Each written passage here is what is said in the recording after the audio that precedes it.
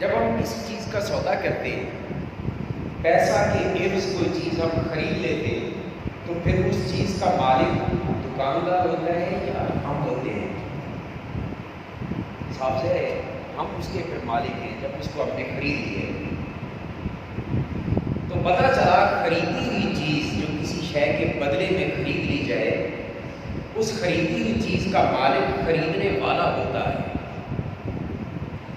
پھر نہ دکاندار کی نہ کسی دوسرے کی ملکیت اس پر نہیں رہتی۔ یا تو دکاندار سودا بیچتا تھا، اگر اس نے پیسے کے بدلے میں وہ بیچ دیا ہے تو اب اس پر اس کی ملکیت نہیں رہی، اس پر ملکیت خریدار کی ہے۔ جب یہ مسئلہ ذہن نشین ہو گیا تو اب آئیں اس آیت مبارکہ کو پڑھنے کی سعادت کرتے ہیں۔ فرمایا بے شک اللہ نے ایمان والوں سے ان کی جانیں اور ان کے مال خرید کر لیے ہیں، کس کے بدلے میں؟ بِأَنَّ لَهُمُ الْجَنَّةَ، جنت کے بدلے میں مومنوں سے ان کی جانیں بھی خرید لی ہیں اللہ نے، ان کا مال بھی خرید لیا ہے اللہ نے۔ تو ایمان سے بتائیں جب اللہ نے خرید لیا ہے ایمان والوں سے، تو پتہ یہ چلا کہ آج کے بعد پھر یہ مال بھی ایمان والوں کا اپنا نہیں ہے اور یہ جانیں بھی ایمان والوں کی اپنی نہیں ہے۔ جانوں کا مالک بھی وہ ہے جس نے خریدا ہے، اور ان مالوں کا مالک بھی وہ ہے جس نے خریدا ہے۔ ہماری جانیں بھی میرے رب کی ملکیت میں اور ہمارے مال بھی میرے رب کی ملکیت میں ہے۔ ہاں یہ اس کی کرم نوازی ہے کہ دیے بھی اس نے تھے، خریدے بھی اس نے۔ کاش اس بات پر ہماری توجہ آ جائے نا تو ہمارا بیڑا ہی پار ہو جائے۔ دیے بھی اس نے، بھائی کسی نے جان اپنی محنت سے بنائی، مال کسی کے اپنی محنت کا نتیجہ، جان دینے والا بھی وہ اور مال دینے والا بھی وہ۔ قربان جائیں اس کی کرم نوازیوں پر، خود دیتا ہے خود خرید لیتا ہے۔ تو اس کا میں تو یہی مطلب سمجھا ہوں کہ اللہ پاک نے اپنے محبوب کے غلاموں کو چونکہ جنت بانٹنی تھی، اس کا بہانہ یہ بنا دیا، خود دے کے کہا کہ یہ بیچ دو اور اس کے بدلے میں جنت لے دو۔ جب سے یہ آیا کلمہ دوبارہ میں مطالعے میں لایا ہوں، میرا تو اس وقت سے اندر وہ مچل رہا ہے اور عجیب سی اندر وہ ہلچل مچی ہوئی وجود کے اندر کہ میرے رب نے جانیں بھی خود دے دی، مال بھی خود دے دیا، اور فرمایا میرے سونے مصطفیٰ درمیان میں سودا تو کروا دے، مومنوں کے جان اور مال مجھے لے کر دے دے اور اس کے بدلے میں جنت انہیں دے دے، اس کے بدلے میں جنت انہیں دے دے۔ اچھا اب یہ ہوتا ہے کہ بعض اوقات سودا کرنے والے، اس پر بہت سی باتیں عرض ہو سکتی ہیں مگر میں ذرا آگے جانا چاہتا ہوں۔ بہت سے لوگ ایسے ہمارے یہاں ہوتے ہیں کہ سودا کر کے مکر جاتے ہیں، پھر جاتے ہیں کہیں سے اچھا اور گاہک مل گیا، کیا میری طرح گالی کوئی نہیں ہوئی۔ میں وہ مثال دے رہا ہوں، ہمارے معاشرہ میں چلتی رہتی، صرف ہمارے معاشرہ میں نہیں، تقریباً ہر معاشرہ میں چلتی رہتی۔ شیطان بہکا دیتا ہے، جب تھوڑا سا قیمت کہیں سے کوئی زیادہ نظر آنے لگ جائے نا تو بندہ ویسے پھسل جاتا ہے۔ حضور کے دور مبارک میں بھی حضور سے اونٹ کا سودا کر کے جو مکر گیا تھا، تو ہوتا یہ ہے کہ بعض اوقات یہ لالچی انسان وہ بعض اوقات ایسی چیزیں وہ سودا بدل جاتے ہیں۔ تو اللہ پاک جل وعدہ نے ارشاد فرمایا کہ بندو ان اللہ اشتری من المؤمنین انفسهم واموالهم بان لهم الجنہ، بے شک اللہ نے ایمان والوں سے ان کے جان اور ان کی مال وہ جنت کے بدلے میں خرید لیے۔ اور خریدے کیوں ہیں؟ فرمایا یقاتلون فی سبیل اللہ، تاکہ ایمان والے اللہ کے راستے میں جہاد کریں، قتال کریں، اور یقتلون و یقتلون، وہ کافروں کو قتل بھی کریں اور کافروں کے ہاتھوں خود شہید بھی ہو جائیں اور جان کی بازی لگا دیں۔ اور فرمایا کہ رہی بات یہ کہ سودا کچا کے پکا، اللہ پاک فرماتے ہیں وعدن علیہ حقا فی التوراۃ والانجیل والقرآن، فرمایا یہ وہ سچا وعدہ ہے کہ جس کا ذکر ہم نے تورات میں بھی کیا، انجیل میں بھی کیا اور قرآن میں بھی کیا، یعنی دستاویزی ثبوت بھی ہم نے دے دیا ہے، لکھت پڑھت کر کے ہم نے یہ سودا لیا ہے۔ اللہ پاک نے وعدن علیہ حقا، یہ حق وعدہ ہے، اور یہ وعدہ وہ ہے کہ فی التوراۃ والانجیل والقرآن، قرآن، تورات، انجیل میں اس کا اللہ پاک نے ذکر بھی کر دیا ہے۔ اور پھر اللہ پاک ارشاد فرماتے ہیں وَمَنْ أَوْفَىٰ بِعَهْدِهِ مِنَ اللَّهِ، ایمان والوں اللہ سے زیادہ وعدوں کو پورا کرنے والا اور وہ کون سکتا ہے؟ اللہ سے زیادہ وعدے پورے کرنے والا کون ہو سکتا ہے؟ اللہ سے زیادہ وعدوں کو وفا کرنے والا کون ہو سکتا ہے؟ یہ سوال کر کے دنیا والوں کو بتا دیا کہ ہم اپنے وعدہ کی خلاف ورزی نہیں کرتے۔ ویسے بھی وعدے کی خلاف ورزی کمینے بندیاں کا کام ہے، پرلے درجے کے چبل بندیاں کا کام ہے۔ وعدے کر کے مکر جائے، تین باری وعدے کر کے، معاہدے لکھ کے، دستخط کر کے پھر جانا، یہ کسی پرلے درجے کے رذیل بندے کا کام ہو سکتا ہے۔ میرے رب نے فرمایا کہ وعدے کر کے مکرنا یہ میرے اللہ کی شان کے لائق ہی نہیں۔ کون ہے جو اللہ سے زیادہ وعدے پورے کرنے والا؟ اور پھر یہ فرمایا کہ کہیں ایسا نہ ہو کہ قدم تلک جائیں، دنیا کا کوئی مفاد دیکھ کر اس سودے سے بچ جائیں۔ اللہ پاک نے فرمایا کہ دنیا کا مفاد تھوڑا ہے، کل بتاؤ دنیا قلیل۔ پیارے حبیب دنیا والوں کو بتا دے دنیا کا سارا ساز و سامان تھوڑا ہے، جو سودا ہم نے کیا ہے یہ کتنا بڑا ہے۔ اللہ پاک ارشاد فرماتے ہیں ایمان والوں جب سودا بھی پکا ہے، سودا کرنے والا وعدے بھی کر رہا ہے، اس کی لکھت پڑھت بھی ہوگی، تورات زبور انجیل میں اس کا تذکرہ بھی کر دیا، وعدے کی حقانیت بھی ہے۔ پھر اللہ پاک یہ بھی فرما رہا ہے کہ کون ہے اللہ سے زیادہ وعدہ پورا کرنے والا، چیلنج بھی ہے۔ تو اللہ پاک نے فرمایا فَاسْتَبْشِرُوا بِبَيْعِكُمُ الَّذِي بَایَعْتُم بِهِ، فرمایا تم ایمان والوں خوشی کا اظہار کرو، خوش ہو جاؤ اس وعدے پر اور اس بے پر اور اس خرید و فروخت پر جو اللہ نے کر لی ہے تمہارے ساتھ، جو اللہ نے تم سے خرید کر بدلے میں جو دیا ہے نا، اس پر تم خوش ہو جاؤ۔ اور ساتھ فرمایا ذالک وذالک هو الفوز العظیم، یہ بہت بڑی کامیابی ہے، یہ بہت بڑی کامیابی ہے۔ تو عرض یہ کر رہا ہوں کہ اس آیہ کریمہ میں اللہ پاک جل مجدہ نے اہل ایمان سے جنت کے بدلے اللہ نے مسلمان سے، ایمان والے سے اس کی جانیں بھی خرید لی، اس کے مال بھی خرید لی۔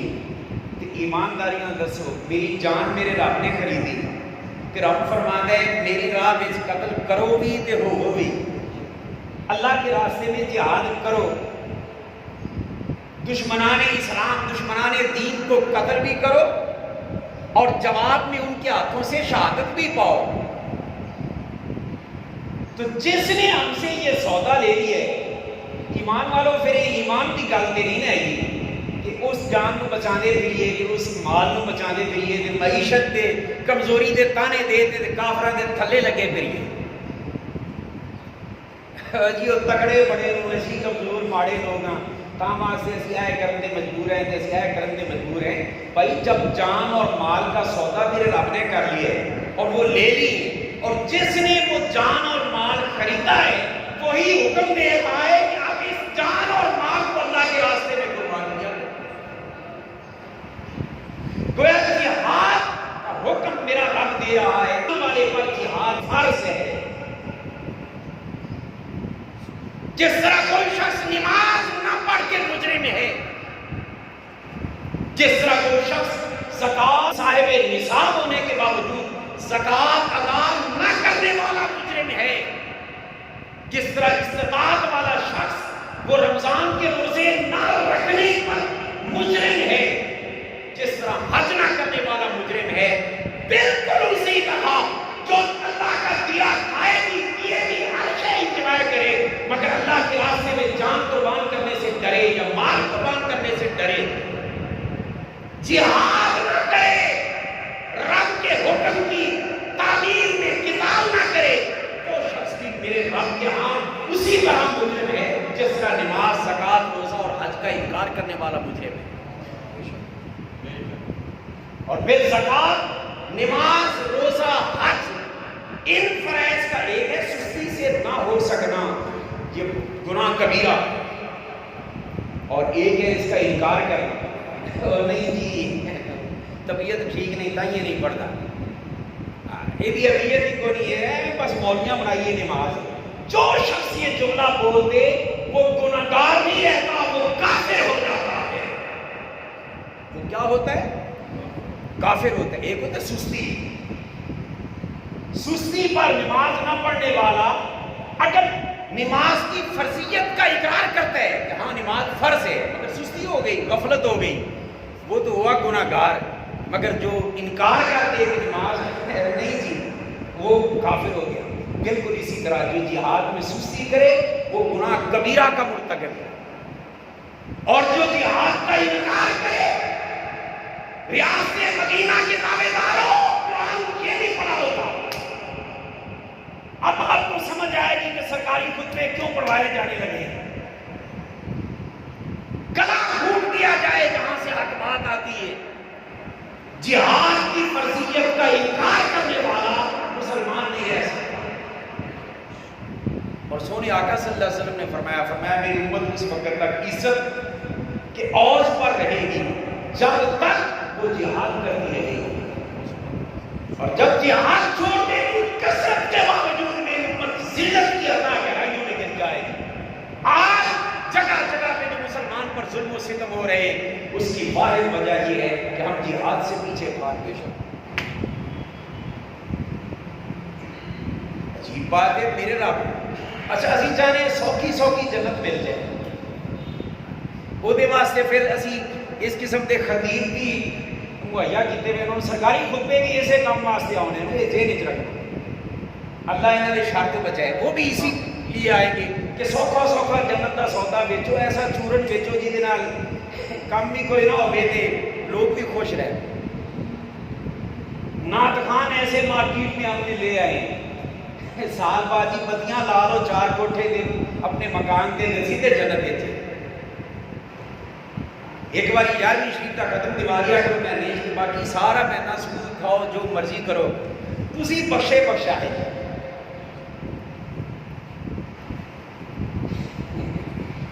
میلاد دی سالے سے ایک محفل کر لو، اتنے جناب جھنڈے چھنڈے لا کے گزارے چند ساتھ نعرے لگا لو تو میلاد شریف کا جلوس سے عاشق مصطفیٰ سچے کرے دے تو جنت وٹتے پئی۔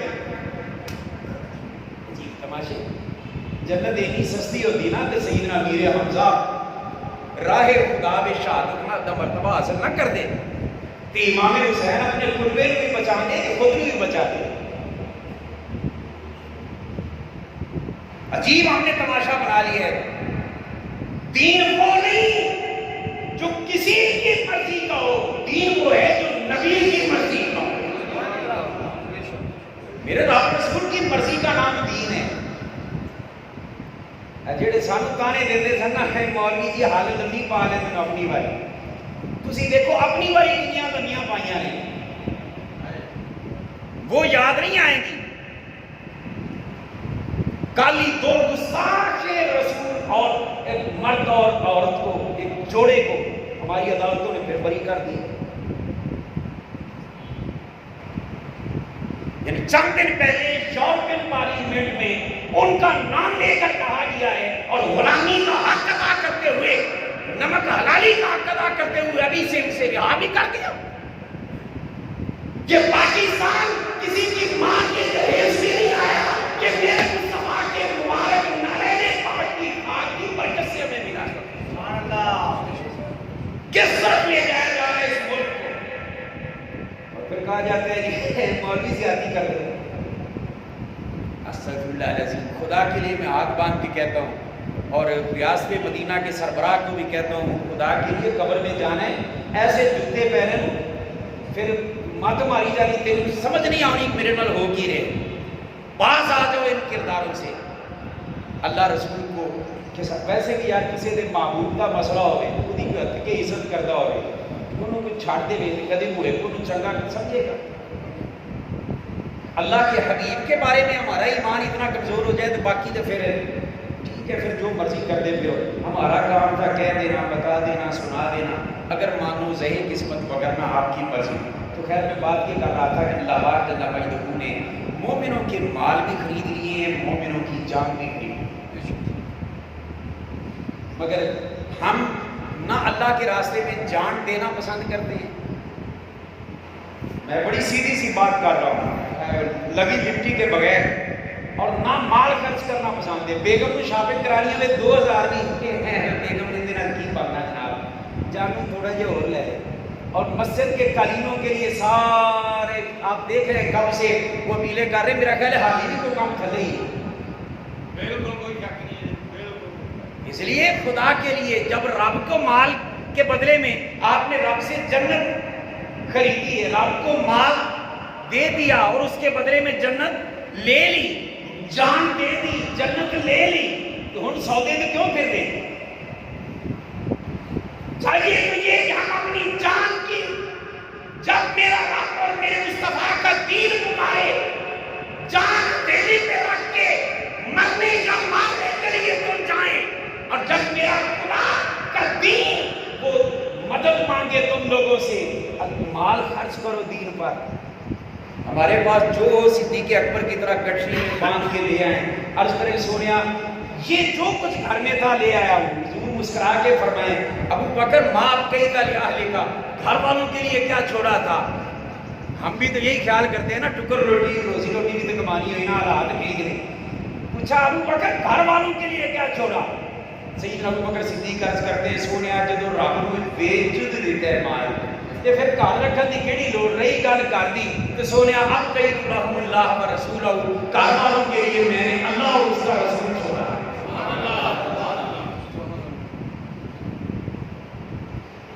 اللہ کرے میرے اور آپ کے اندر یہ جذبات پیدا ہو. قربان جائیں مصطفیٰ کے صحابہ کرام کی مقدس جماعت کا.